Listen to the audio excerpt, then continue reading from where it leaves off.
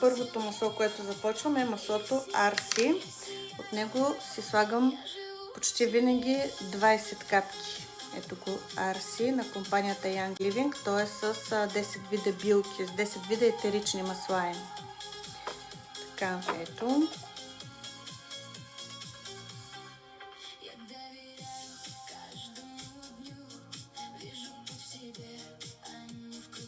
Ето 20. Когато човек има обилна хрема, ама много сериозна, директно може да сложи на пръста една капка и си маже на носа и под носа. На момента секва проблема с хремата. На момента. Пък когато имам вече бактериална инфекция, там е нужно по-продължително време. Следващото масло, което се ползва, е маслото от тамян. 5 капки.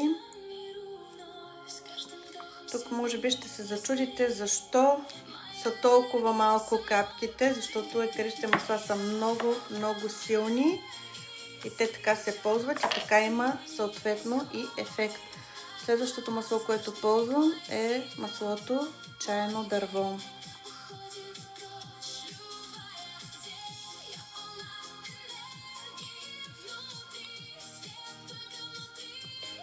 $15 капчици от него ще сложа в този рулон за този клиент специално. Хубаво е хората, когато работят по този начин, винаги да се усещат хората. И така добавиме достатъчно капки, достатъчно количество, специално за човека, който се прави. И следващото масло, което добавям, е масло от лавандула.